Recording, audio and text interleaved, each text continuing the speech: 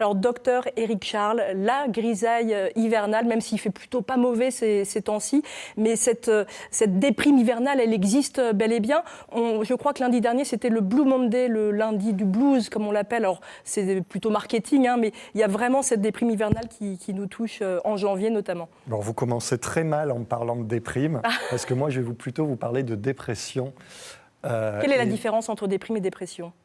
Déprime, on va dire que c'est un mot courant qui veut dire qu'on est un peu moins bien, qu'on a un petit moment passager. Dépression, c'est une maladie. C'est une maladie qu'il faut soigner, qu'il faut traiter. Donc c'est quelque chose de sérieux. Et donc je suis venu vous éclairer dans tous les sens du terme ce matin. Ça fait longtemps qu'on s'intéresse aux bénéfices peut-être de la lumière sur notre santé ? Alors, oui et non.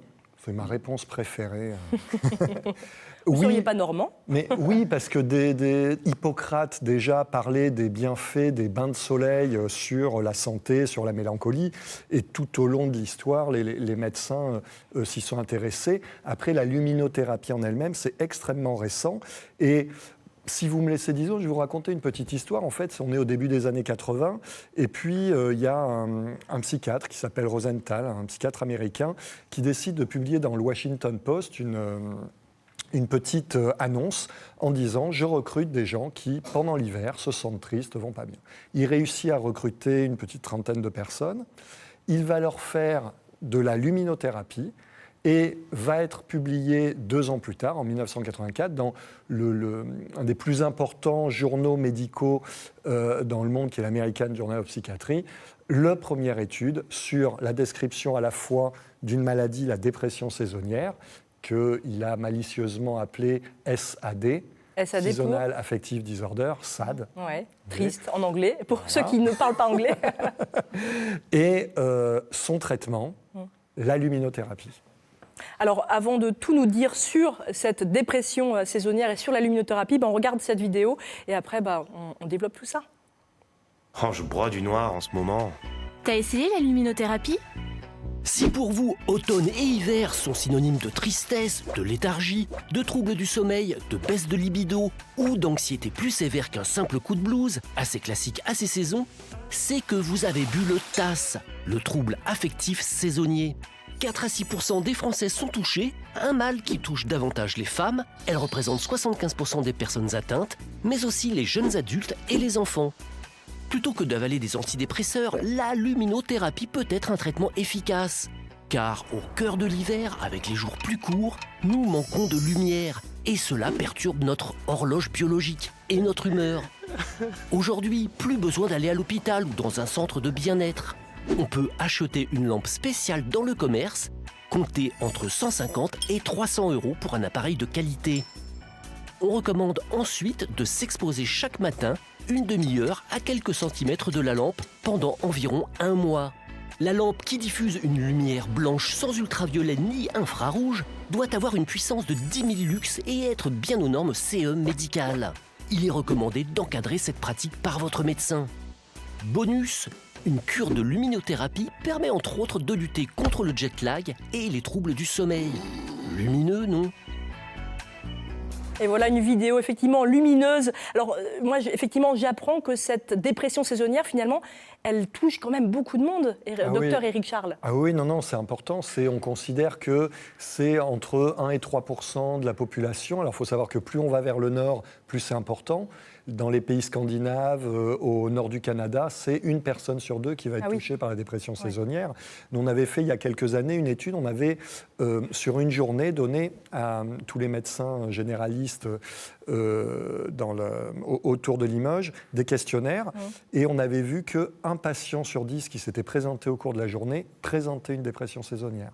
C'est énorme. Donc on est vraiment dans des chiffres importants. Et comment on le reconnaît, ce trouble, cette dépression ? Parce qu'il y en a plein des dépressions différentes. Oui, alors c'est la présentation classique d'un épisode dépressif. On est triste, on a moins de goût à faire les choses, moins d'envie, on est moins dynamique. Après, il y a quand même 2 éléments qui sont un petit peu différents. Le premier, ce qu'on appelle les symptômes atypiques. C'est-à-dire que classiquement, si vous êtes déprimé, vous dormez moins bien, vous mangez moins, vous avez une perte d'appétit, vous perdez du poids. Là, c'est l'inverse dans la dépression saisonnière. On a tendance à grignoter un peu plus, avec une appétence vraiment plus importante pour tout ce qui est hydrate de carbone, pour les sucres. Oui. Et puis, on va passer plus de temps dans son lit. Donc ça, c'est symptomatique, mais surtout, ce qui est vraiment très caractéristique, c'est l'apparition du trouble à l'automne, dès que la durée du jour commence à diminuer, et puis une guérison spontanée, presque miraculeuse, Au printemps. Ouais. Alors c'est vraiment biologique finalement ? Comment ça fonctionne ? Qu'est-ce qui fait que voilà, on est sensible comme ça au manque de lumière ? Pour bien comprendre, il faut savoir comment fonctionne notre horloge biologique. On a, dans une petite zone du cerveau qui s'appelle l'hypothalamus, le noyau suprachiasmatique. Peu importe comment ça s'appelle, ce qui est important, c'est que c'est lui qui reçoit les informations de la durée du jour de l'extérieur. Il va envoyer cette information dans une autre zone du cerveau qu'on appelle la glande pinéale, qui fabrique une neurohormone que tout le monde connaît, la mélatonine. Oui. Neurohormone, parce que c'est à la fois un neurotransmetteur, donc la mélatonine diffuse l'information dans tout notre cerveau, et une hormone qui passe dans la circulation sanguine et qui va resynchroniser tous les organes, parce que tous nos organes sont chronobiologiques. Alors, pour lutter contre cette dépression saisonnière, il y a cette fameuse luminothérapie. Je vous propose d'écouter la question de Vanessa, joli prénom. Ma question c'est comment utiliser une lampe de luminothérapie de façon optimale au quotidien ? Alors, la luminothérapie, dont on entend de plus en plus parler, comment ça fonctionne, docteur ? Alors, comment fonctionne la luminothérapie ? C'est pas très compliqué. L'idée, c'est qu'on met une lumière d'intensité très forte. Donc, comme vous l'avez compris, on va donner l'information à la rétine, noyau suprachiasmatique. Mélatonine. Et voilà, et on décale la fabrication de mélatonine. On considère que les gens qui ont une dépression saisonnière ont tendance à libérer et fabriquer la mélatonine trop tardivement. Donc on va forcer notre organisme à la fabriquer, à la libérer un peu plus tôt. Vous savez, la mélatonine, en fait, on commence à la fabriquer à la tombée du jour. D'accord. Donc cette luminothérapie, on peut acheter c'est des lampes en fait qu'on achète d'ailleurs chez les médecins, en pharmacie, dans chez les médecins, non, oh là là, non, nous on n'est pas commerçants. Par contre, moi typiquement, vous pouvez les prescrire en tout cas. Voilà, je peux les prescrire. Je peux en prêter, on a organisé ça parce que je voulais vous en amener une, mais bon, en ce moment, on est vraiment dans la période forte et donc les 3 lampes de luminothérapie que j'ai sont chez les patients. Ça y est, vous les avez toutes prêtées. Et donc voilà, les gens viennent, donc je pose le diagnostic et ils repartent avec une lampe ou avec une luminette, que je vous en ai amené une. C'est un petit peu l'alternative. Alors montrez-moi la luminette, qu'est-ce que c'est ? Alors luminette, c'est comme des lunettes. Alors, ce ne sont pas des vraies lunettes. Ouais. Vous les allumez là. Vous avez plusieurs intensités selon que vous appuyez. Là, j'ai mis l'intensité maximale. Et puis, regardez, vous pouvez les mettre. Je peux ? Alors, vous pouvez. J'avais très envie de les essayer. Profitez-en, d'avoir un style Véronique. terrible. Vous voyez ? Et alors, ce qui est intéressant, ça fait un look génial. Hein. Comme on le garde à peu près une demi-heure pour que ça soit efficace, on peut continuer à lire, à travailler en même temps, à se déplacer. Il faudrait que la caméra prenne les yeux de...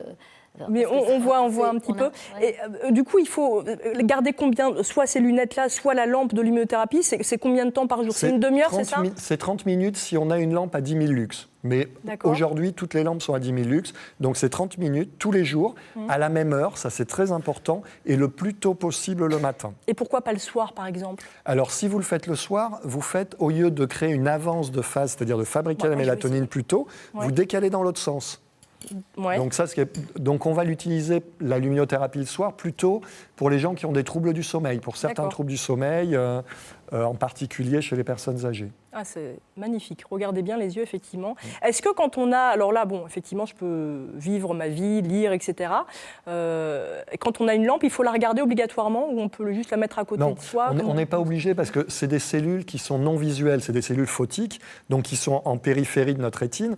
Donc par exemple, moi, si je regarde la lampe qui est devant moi, je peux regarder ailleurs, j'aurai quand même la lumière qui viendra. Là, vous me regardez, mais vous avez quand même la lumière qui va sur la rétine. Donc, il n'y a aucun souci. Travailler en même temps.